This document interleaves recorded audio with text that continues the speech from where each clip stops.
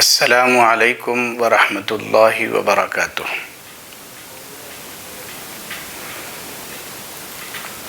الحمد للہ رب العالمین،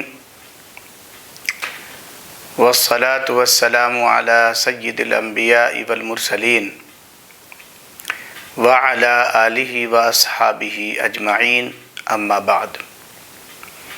اعوذ باللہ من الشیطان الرجیم، بسم اللہ الرحمن الرحیم۔ وما ارسلناک الا رحمۃ للعالمین، صدق اللہ مولانا العظیم۔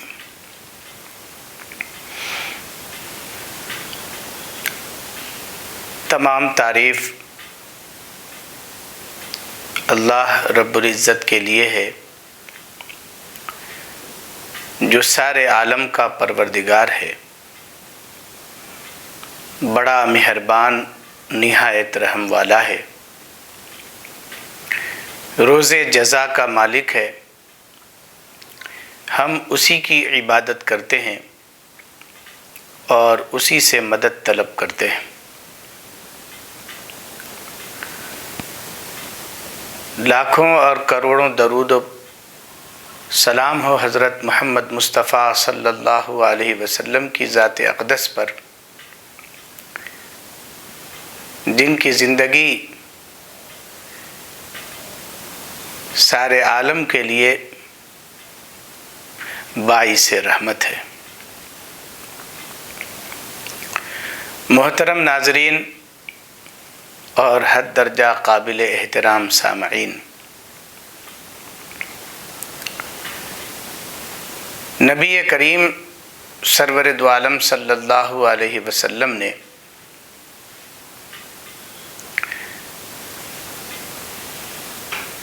اس روئے زمین پر نہ صرف یہ کہ انسانوں کو بہترین اور پاکیزہ نظام عطا کیا ہے، اور اپنی نہایت ہی بہترین تعلیمات کے ذریعے سے اس روئے زمین کو منور اور روشن کیا ہے، بلکہ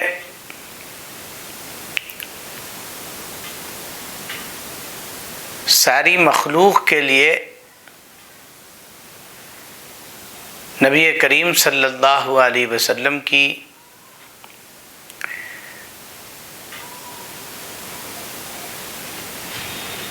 ہدایتیں اور آپ کی پاکیزہ تعلیمات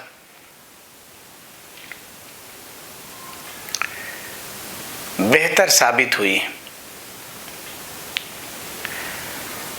آپ صلی اللہ علیہ وسلم کی ذات اقدس کو اللہ رب العزت نے صرف انسانوں ہی کے لیے باعث رحمت نہیں بنایا، بلکہ وما ارسلناک الا رحمۃ للعالمین فرما کر سارے عالم کے لیے رحمت کا باعث قرار دیا گیا ہے۔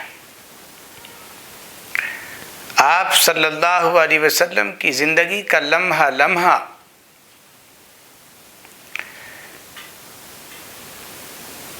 ہر مخلوق کے لیے، چاہے وہ انسان ہو یا جانور، باعث رحمت ہے۔ قرآن کریم میں یہاں اللہ تبارک و تعالی نے نبی کریم صلی اللہ علیہ وسلم کی امتیازی خصوصیت کو بیان کرتے ہوئے صرف یہ نہیں فرمایا کہ ہم نے آپ کو تمام لوگوں کے لیے رحمت بنا کر بھیجا ہے،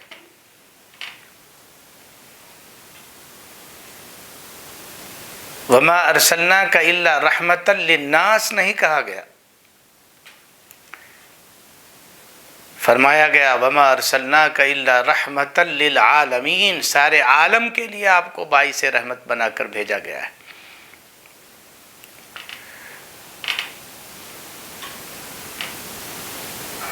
اس روئے زمین پر ہر مخلوق کی الگ الگ دنیا ہے۔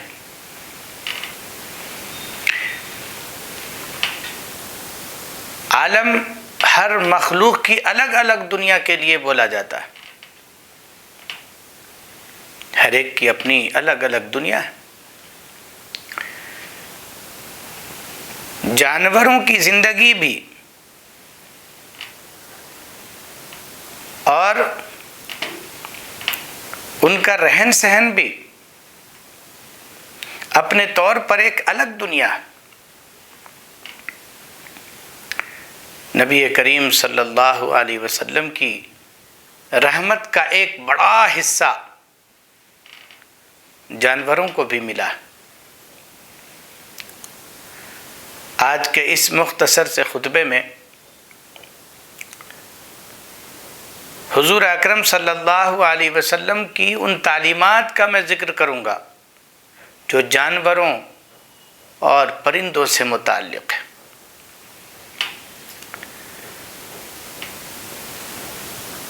غور کیا جائے تو آپ کو یہ بات معلوم ہوگی اور ہم سب اس نتیجے پر پہنچیں گے کہ نبی کریم صلی اللہ علیہ وسلم کی پاکیزہ تعلیمات کے ذریعے وہ لوگ جن کی زندگی مختلف اعتبار سے برباد اور تباہ ہو چکی تھی، جن کی زندگی کے اندر تہذیب و تمدن نام کو نہ تھا،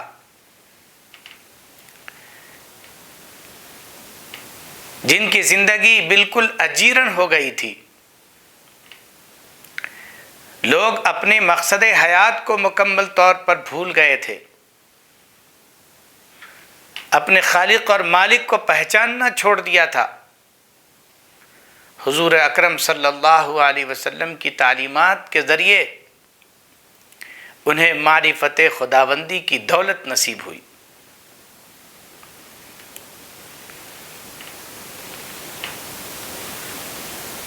حضور اکرم صلی اللہ علیہ وسلم کی پاکیزہ تعلیمات کے ذریعے انسانوں کے اندر انسانیت بیدار ہوئی، ظلم و ستم اور ایک دوسرے پر زیادتی کا جو جذبہ ان لوگوں کے درمیان موجود تھا، آپ صلی اللہ علیہ وسلم کی پاکیزہ تعلیمات نے عدل و انصاف کے جذبات ان کے اندر پیدا کر دیے۔ پوری کی پوری دنیا ایک مہذب سماج کے اعتبار سے جانی اور پہچانی جانے لگی۔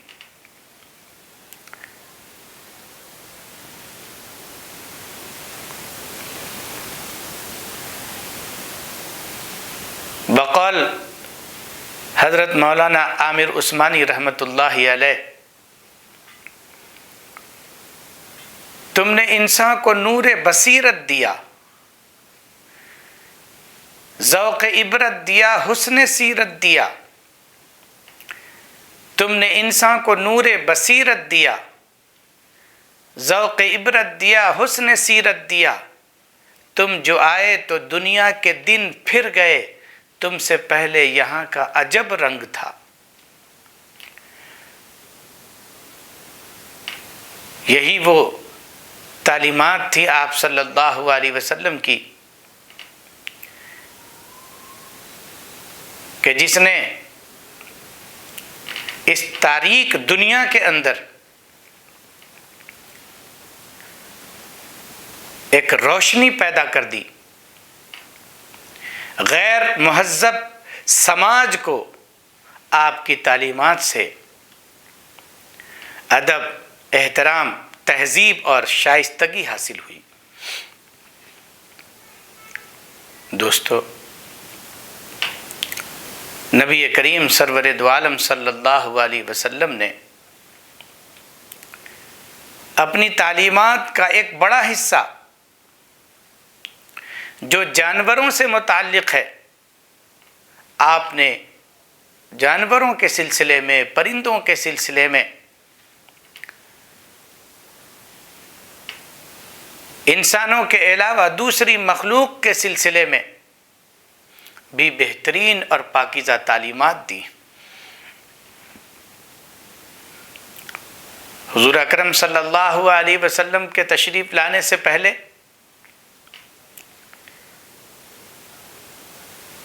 جانوروں کے ساتھ بھی، لوگ انسانوں کے ساتھ تو برا سلوک کیا ہی کرتے تھے، جانوروں کے ساتھ بھی بدترین سلوک کیا کرتے تھے۔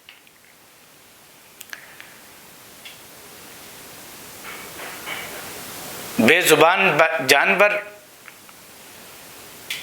انسانوں کے ظلم اور تشدد کے شکار تھے۔ مختلف طریقوں سے جانوروں کو مشق ستم بنایا جاتا تھا۔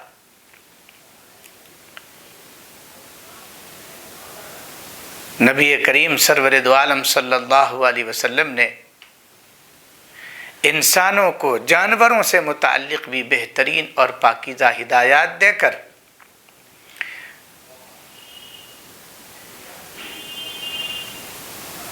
ان کو بھی اپنے سایہ رحمت میں جگہ عطا فرمایا۔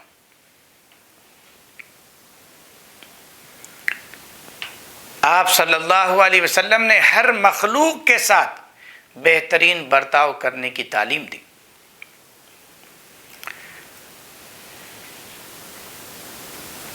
حضرت عبداللہ ابن عمر رضی اللہ تعالی عنہ سے روایت ہے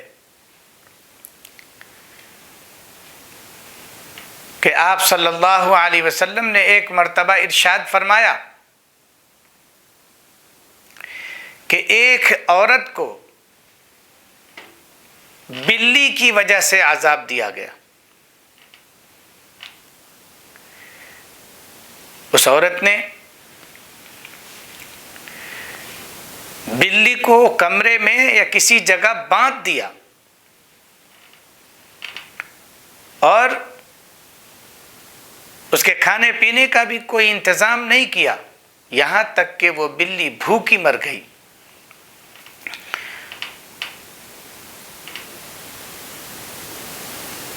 حضور اکرم صلی اللہ علیہ وسلم نے ارشاد فرمایا، بخاری اور مسلم شریف کی روایت ہے کہ اللہ تبارک و تعالیٰ کو اس عورت کی یہ ادا پسند نہیں آئی، اور محض بلی کی وجہ سے اور بلی کے ساتھ بدترین سلوک کی وجہ سے اللہ تعالیٰ نے ان کو جہنم کا مستحق قرار دیا۔ آپ نے غور کیا کہ ایک طرف ایک بے زبان جانور بلی ہے، جن کو بھوکا پیاسا رکھنے کی وجہ سے، کسی جگہ بند کر دینے کی وجہ سے، اس کے کھانے پینے کا انتظام نہ کرنے کی وجہ سے جب وہ مر جاتی ہے تو اللہ تبارک و تعالی ایسا کرنے والی اس خاتون کو جہنم کا مستحق قرار دیتے ہیں۔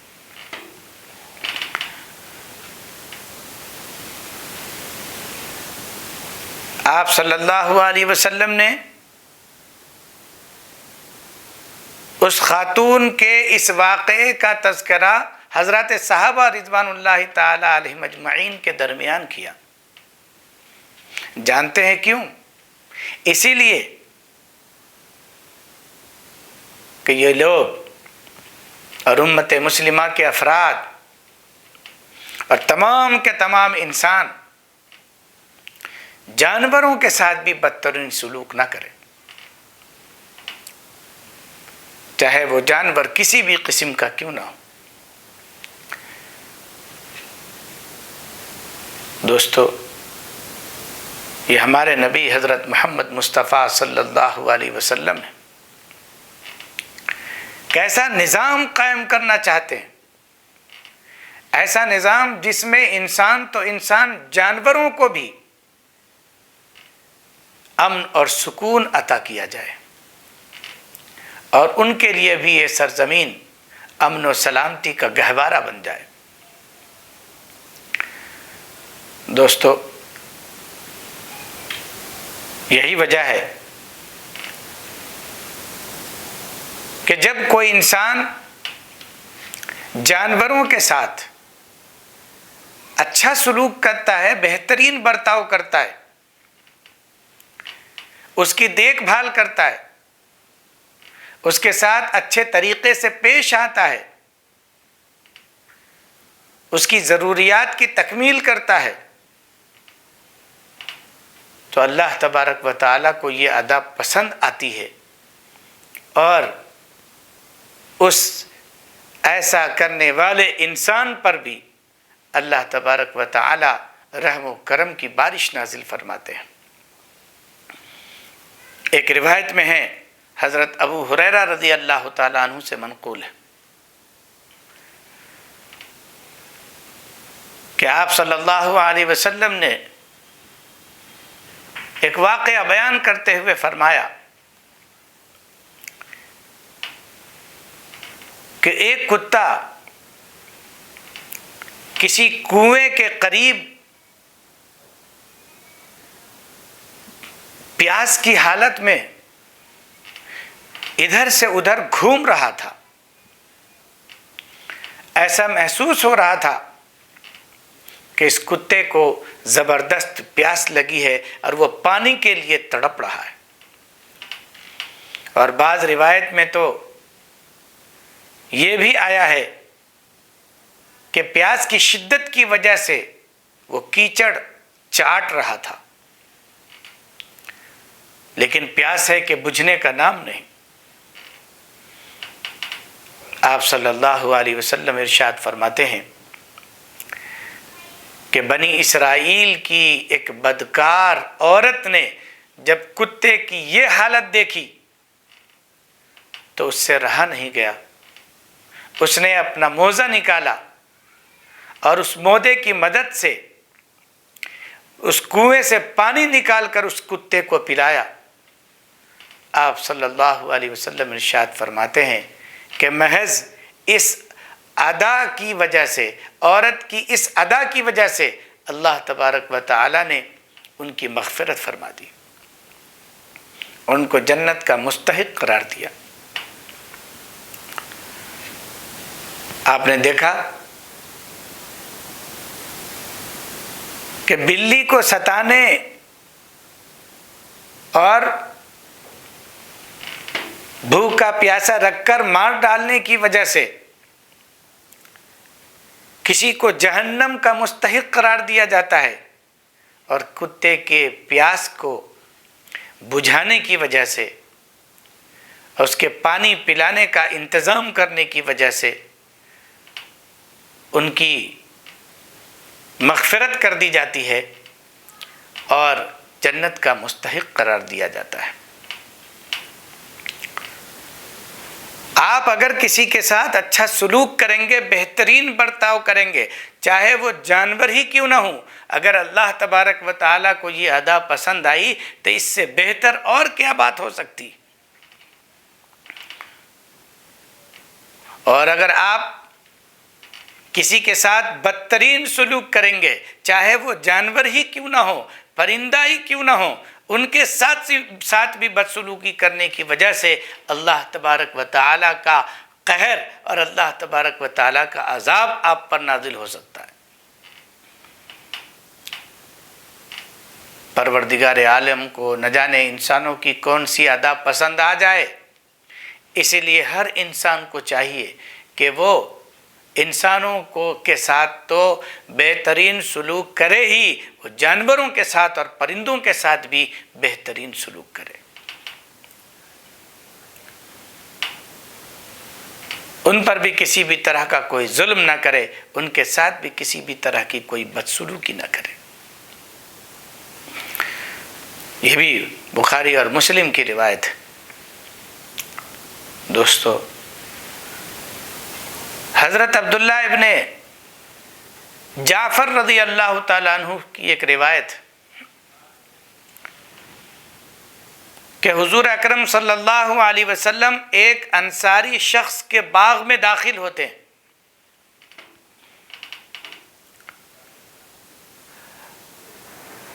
اس باغ میں جب داخل ہو گئے تو وہاں ایک اونٹ نظر آیا. اس اونٹ نے نبی کریم صلی اللہ علیہ وسلم کو دیکھا تو وہ رونے لگا اور اس کی آنکھوں سے آنسو جاری ہونے لگے. حضور اکرم صلی اللہ علیہ وسلم اس اونٹ کے قریب گئے، سر پر دست شفقت پھیرا اور پھر فرمایا کہ اس اونٹ کا مالک کون ہے؟ بتاؤ کہ وہ کون ہے، یہ اونٹ کس کا ہے؟ ایک شخص، ایک انصاری صحابی رضی اللہ تعالیٰ عنہ آگے بڑھے، کہنے لگے کہ اللہ کے رسول صلی اللہ علیہ وسلم یہ میرا اونٹ ہے. آپ صلی اللہ علیہ وسلم نے اس انصاری صحابی رضی اللہ تعالیٰ عنہ سے خطاب کرتے ہوئے فرمایا، کیا تم اس بے زبان جانور کے معاملے سے اللہ تبارک و تعالیٰ سے نہیں ڈرتے؟ یہ جانور تمہاری شکایت کر رہا ہے کہ تم ان کے لیے چارے کا انتظام نہیں کرتے اور ضرورت سے زیادہ ان پر بوجھ ڈالتے ہو. آپ صلی اللہ علیہ وسلم نے ان کی مناسب تنبیہ فرمائی اور انہیں اس اونٹ کے ساتھ بہتر معاملہ کرنے کی ہدایت دی. یہ ہمارے نبی حضرت محمد مصطفیٰ صلی اللہ علیہ وسلم ہے. انسانوں کی بے بسی کو محسوس تو کرتے ہی ہیں، جانوروں کی بے بسی بھی آپ صلی اللہ علیہ وسلم محسوس فرما رہے ہیں، اور ان کے اوپر بھی آپ صلی اللہ علیہ وسلم کی رحمت والی تعلیم کا اثر ہو رہا ہے. آپ صلی اللہ علیہ وسلم نے اس اونٹ کے ساتھ بہتر معاملہ کرنے کی اور اس معاملے میں اللہ تعالیٰ سے ڈرنے کی ہدایت دی. کہیں ایسا نہ ہو کہ تم سے اس معاملے میں اللہ تبارک و تعالیٰ سوال کر دے. ابو داؤد شریف کی روایت. محترم ناظرین، نبی کریم سرور دو عالم صلی اللہ علیہ وسلم نے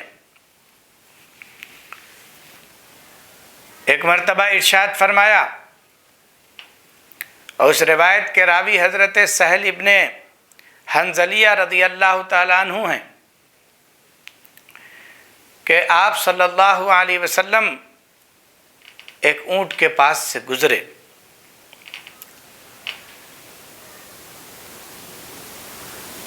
جس کی پیٹھ اور پیٹ دونوں ایک جیسے نظر آ رہے تھے. آپ یہ کہہ سکتے ہیں کہ بہت لاغر اونٹ تھا، بہت کمزور سا نظر آ رہا تھا، اور ایسا محسوس ہو رہا تھا کہ یہ بھوکا ہے. آپ صلی اللہ علیہ وسلم نے ارشاد فرمایا، اتقوا اللہ فی ہذہ البہائم المعجمہ، ان بے زبان جانوروں کے بارے میں تم اللہ تبارک و تعالی سے ڈرو. آپ نے فرمایا، اور کتنی بہترین تعلیم دی، کہ جب یہ تندرست ہو، اچھی حالت میں ہو، طاقتور حالت میں ہو، تب ان کے اوپر تم سوار ہوا کرو، اور اگر یہ کمزور ہوں تو ہرگز ان پر سواری مت کرو. حضور اکرم صلی اللہ علیہ وسلم نے اس بارے میں اللہ تعالیٰ سے ڈرنے کی ہدایت دی. یہ بھی ابو داؤد شریف کی روایت ہے. حدیث کے اندر جو الفاظ آئے ہیں کہ پیٹ اور پیٹھ مل گئے تھے، ایسی کمزوری اس اونٹ سے ظاہر ہو رہی تھی۔ دوستو، ایک روایت میں ہے،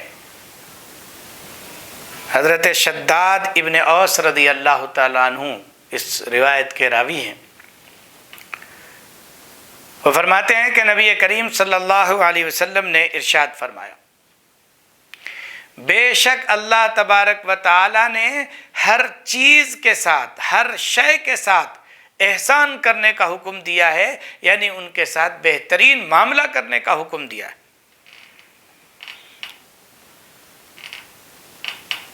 اور اس سلسلے میں تاکید فرمائی ہے،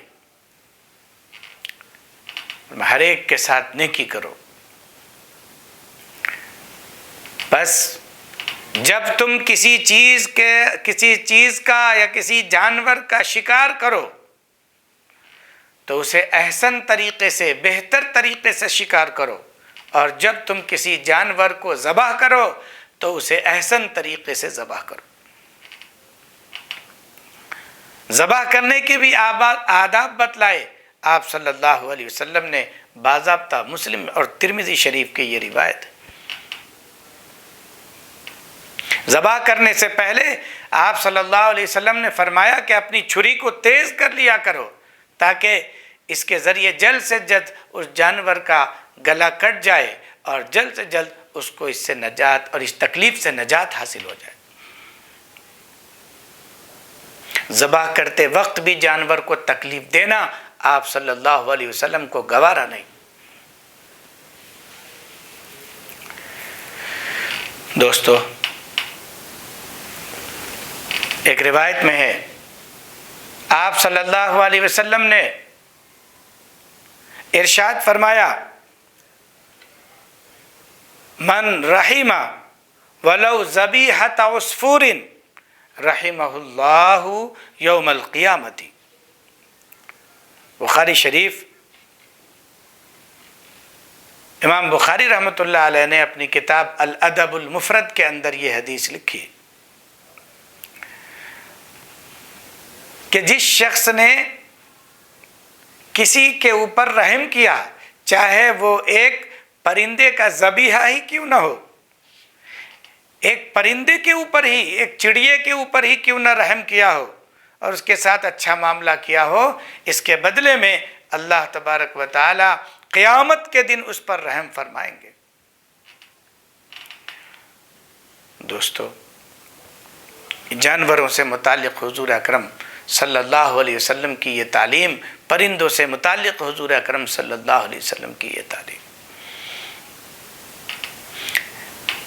انسانوں کو اس بات کی اجازت نہیں ہے کہ وہ جانوروں کو تکلیف پہنچائیں، وہ پرندوں کو تکلیف پہنچائیں، ان کے ساتھ بھی بہترین معاملہ کریں، ورنہ کیا ہوگا، جب تم کسی بے زبان جانور پر رحم نہیں کرو گے تو کل قیامت کے دن اللہ بھی تم پر رحم نہیں کرے گا۔ ایک روایت حضرت عبداللہ ابن جعفر رضی اللہ تعالیٰ عنہ سے مروی کہ حضور اکرم صلی اللہ علیہ وسلم کچھ لوگوں کے پاس سے گزرے، وہ ایک میڈھے کو باندھ کر تیروں سے مار رہے تھے۔ آپ کہہ سکتے ہیں کہ تیر کا نشانہ، یعنی تیر چلا رہے تھے اور اپنے نشانے کی گویا کہ وہ مشق کر رہے تھے۔ آپ صلی اللہ علیہ وسلم نے ان کے اس عمل کو ناپسند فرمایا اور فرمایا، جانوروں کا مسئلہ نہ کیا کرو،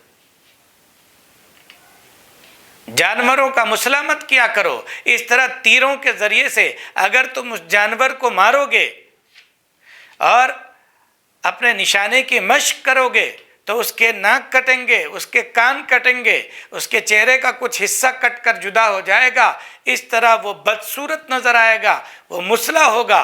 فرمایا کہ جانوروں کا مسئلہ مت کیا کرو۔ باضابطہ نسائی شریف کی یہ روایت موجود ہے۔ دوستو،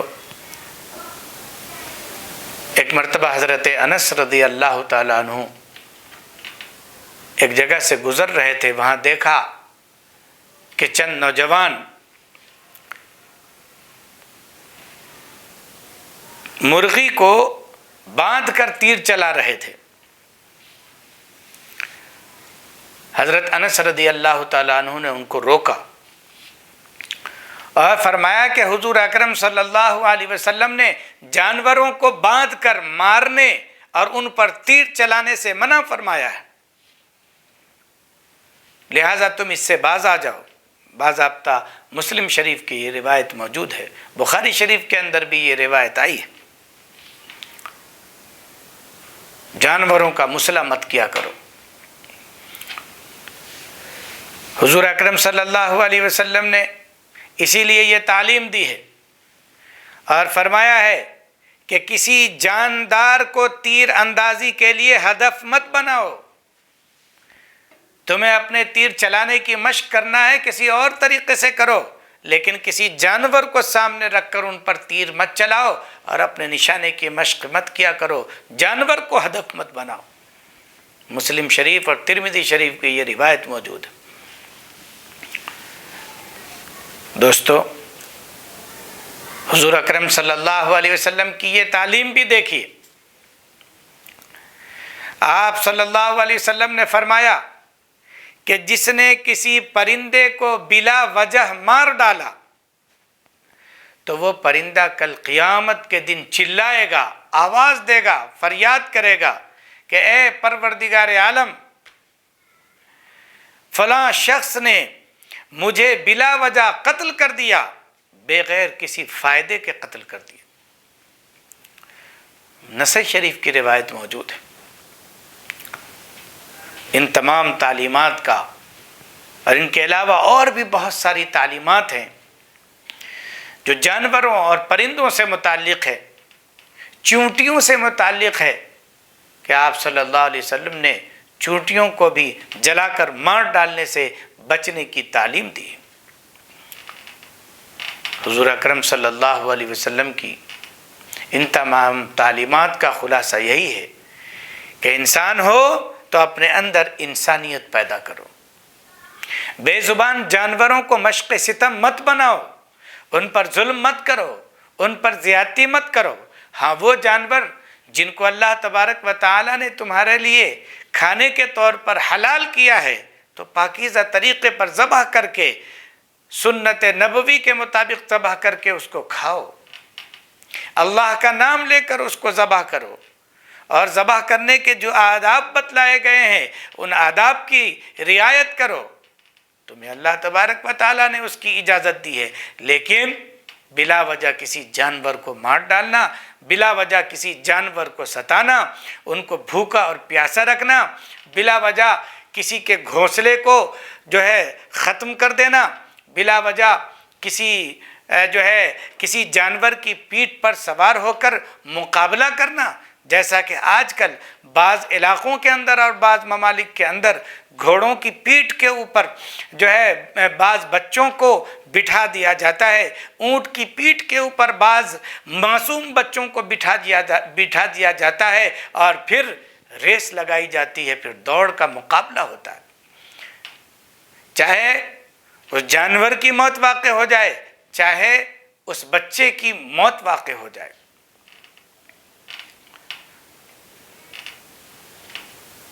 دوستو، جانوروں کے ساتھ اور پرندوں کے ساتھ بھی حضور پاک سرور دو عالم صلی اللہ علیہ وسلم کی یہ تعلیمات ہمیں اس بات کی طرف متوجہ کرتی ہے کہ جس مذہب نے تمہیں یہ تعلیم دی ہے کہ جانوروں کے ساتھ اتنا بہترین معاملہ کرو، وہ مذہب تمہیں حکم دیتا ہے کہ تم انسانوں کے ساتھ بھی بہترین معاملہ کرو۔ کچھ لوگ آ گئے،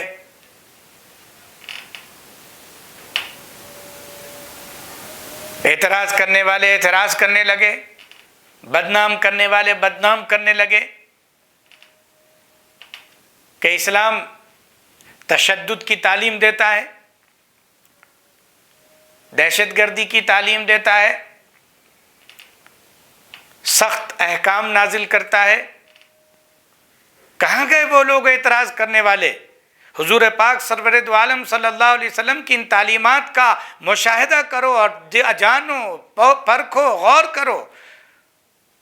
کہیں آپ کو پوری دنیا کے اندر اس طرح کی تعلیم دینے والے آپ کو نہیں ملیں گے، کوئی دوسرا مذہب آپ کو نہیں ملے گا. آج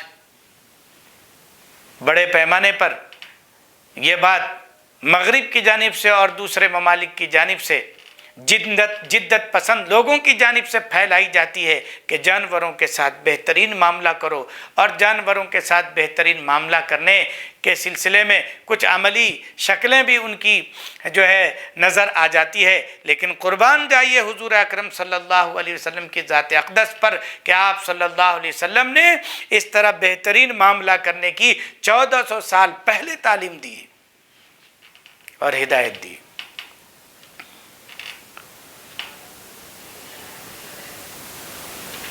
دوستو، خلاصہ کلام یہ ہے کہ ہم بھی غور کریں، فکر کریں، سوچیں